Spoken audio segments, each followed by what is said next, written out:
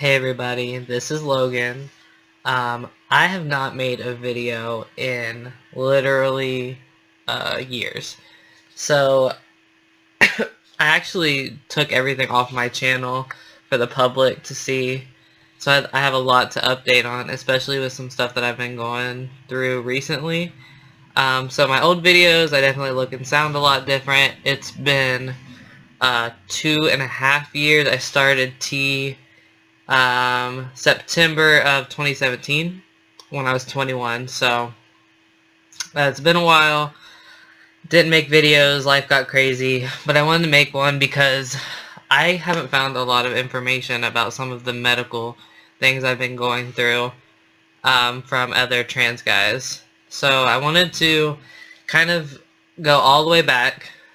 When I first started T, I went on Androderm, which were the patches, because I really did not want to do needles. So I knew that there were a lot of like topical options, and I wanted to try that. So started with patches. As you know before, they didn't work out. My skin's really sensitive, so I would have welts. I switched to Axiron, which was the under the arm application. I've seen lots of people be on it. At least online, but I don't think it was like very common here. So I started Axiron. I was doing 2 pumps a day for probably about 6 months, and everything seemed to be going well. My voice dropped, all of the changes that I wanted physically were happening, but I had an issue with my blood work. So my doctor, who I talked about before, is incredible. She's really strict about getting the lab work, which is really good for me because my body is apparently have been freaking out. So there was an issue with my H&H level, so my hemoglobin and my hematocrit. My blood was getting too thick, so she was like, absolutely not, we're going to change this up. Now you're going to do 1 pump one day, 2 pumps the other. So kind of alternating. My T levels weren't where I wanted them to be, but she just frankly didn't give a shit because I was putting myself in danger or whatever. So I did that for a month, and the H&H came down. She's like, bingo, that was it. I started taking it, let's see, I would do 2 pumps Monday, Tuesday, Wednesday, and 1 pump all the other days of the week. Well, let's see, I have a little checklist here. I did that, but I thought everything was okay. And then I waited, let's see, another 6 months. Labs were slightly elevated, okay. Well, I moved to Tulsa, Oklahoma for a teaching position this past summer.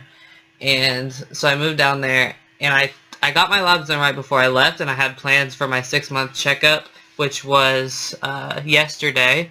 I would have been on Christmas break, so thought everything was going to be okay.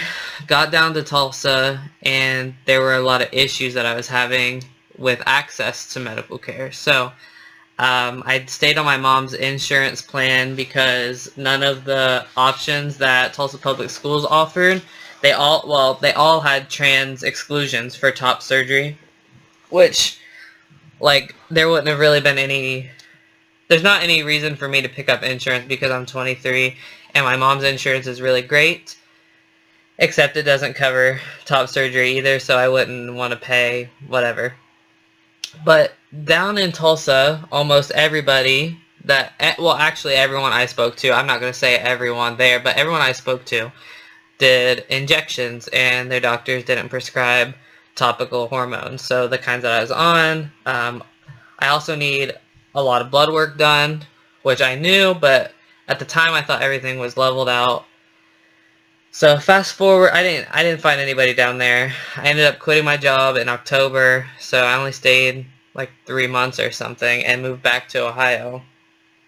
Well, I had been feeling really strange the last 6 months, and I thought it was all just stress related. I was having a lot of weird symptoms, so like my face was getting really red. I was having like pins and needles feeling anytime I got worked up. Headache all the time, fatigue, all this stuff, okay? Well, I was just like, it's probably just stress, it's probably this. And I actually ended up, because I couldn't find a doctor in Tulsa, I kind of was playing with my hormones a little bit down there, but not in like a more way, but I was taking less. So I was really just doing, I wasn't taking any on the weekends, and I was doing 2 pumps Monday, Wednesday, Friday, and 1 pump Tuesday, Thursday. And kind of made my mood a little crazy, but whatever. Well, fast forward this past weekend, I had to end up going to the emergency room. I've been feeling not so great. I'm on winter break, so I've been just kind of relaxing. And I woke up with my heart like freaking out. Just feeling terrible, like I was going to pass out. Went to Columbus, went to an urgent care, and they're like, oh yeah, you have like high blood pressure. Let me give you this medicine to see if you respond. And it was whatever. It was like not a great experience, but they ended up telling me to go to the ER. Went to the ER, got a nice, well, you can't really see it, but nice bruise from the IV, and they checked my blood pressure and all my labs because they didn't know what the heck was going on. They did an EKG, and they said everything was working correctly on my heart, but my blood pressure was like all over the place, and I haven't been feeling well. So it turns out even with that low dose of tea that I've been taking, my red blood cell count was up, my H&H levels of hematocrit and hemoglobin, and my blood pressure were just like skyrocketed. So my blood was really thick. Felt terrible. Thought I was going to have a heart attack. Not good at all. So this was Saturday. So this past Wednesday, yesterday, I had already had that appointment from 6 months ago with my primary care doctor, which is trans specific. She does all my hormones and things. I went in, told her everything that was going on, and she wasn't having it. She wasn't happy with me, as she shouldn't have been. And basically was like, your body is not absorbing the hormones correctly. Like it's absorbed. You're basically getting all the bad side effects without any of the real like masculinization perks of being on T. So I was having low T levels, my emotional state wasn't great, and my physical self like was getting all the backlash. So long story short, I'm starting injections tomorrow. So I'll probably make a video like in a month when I do my lab checkups. So maybe like mid-February I'll make a video, because she wants me to do I'm doing sub-Q injections instead of IM, which is a lot better, just like the smaller needle, not the one that goes all the way to your leg muscle, and I can't do that. Honestly, don't know how I'm going to be able to do the injections at all, but my partner, Erin, she's really excited about getting to stick me with them every week. So I'm going to try that for 4 weeks. Oh, and I've also been off T for a week. That was part of it. So I had to clear my system out of the topical for a week, and now I'm going to start injections tomorrow. Do that for 4 weeks, and then I'm going to go get complete labs, so everything. And I haven't got a T level in a year, or maybe even longer, because she didn't want me to focus on that since I was having blood issues. So that's that part. So the T stuff, I wish that there was more information out there from trans guys who have had either complications medically with their like H&H, that kind of stuff, blood pressure, or more information out there for guys on topical, because I guess for people who are extra sensitive, it doesn't absorb like regularly, and they can't really, like, doctors can't really monitor it that well. So my body's just being super dramatic as usual and is not working correctly. So I'm upset about it. They also gave me a blood pressure. They gave me a beta blocker that I'll start tomorrow too, that I have to take twice a day because and I have to take my blood pressure a lot. Guess my heart's acting like I'm a 60-year-old man, which sucks. But she seems to think it'll clear itself up here in a month or so.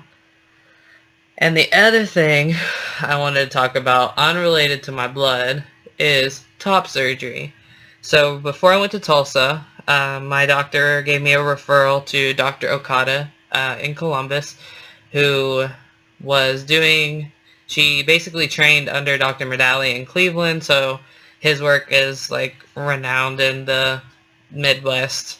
So went there, the consult was amazing, like she was great, I was really excited, and she took the pictures, everything, and then she billed my insurance, and I got denied. And found out that Medical Mutual is actually one of the only 2 insurances in Ohio that still have a trans exclusion in their policy, which means that they won't cover top surgeries or any transition-related surgeries, even if they are considered medically necessary, via your doctor and your therapist, which is like outdated, also illegal. And at the time I would have started the appeal process, but I was moving to Tulsa in a few months, and I was like, well, this is just not meant to be, which sucks because I'm working for Columbus City Schools. They also have good insurance. It's Medical Mutual. So that's like the cost thing. So they cover a lot, like they have low copays and things, but yeah, I can't get what I need because it's excluded.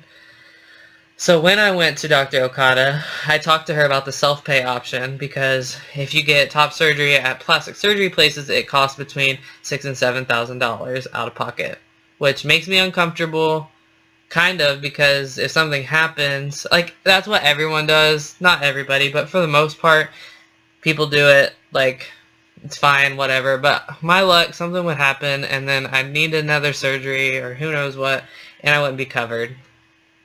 So that scares me, because whatever. But I talked to them at Ohio Health about self-pay, and since they're at a big hospital, they code it as a double mastectomy and 2 separate, like, nipple graft, like free nipple grafts. And it's like $13,000 for the surgery plus anesthesia, and it ends up being $20,000. I'm not going to pay $20,000 when I can go to somewhere else that doesn't do insurance, whatever, top of the line, and can do it for under $7,000. But it just sucks because that's the only, like, local option in Columbus. In Tulsa, they didn't have anybody, but it wouldn't have mattered anyway because my insurance. So my next steps are, I'm actually thinking about moving back to Tulsa. That is just a potential next summer or something. I liked Tulsa when I was there.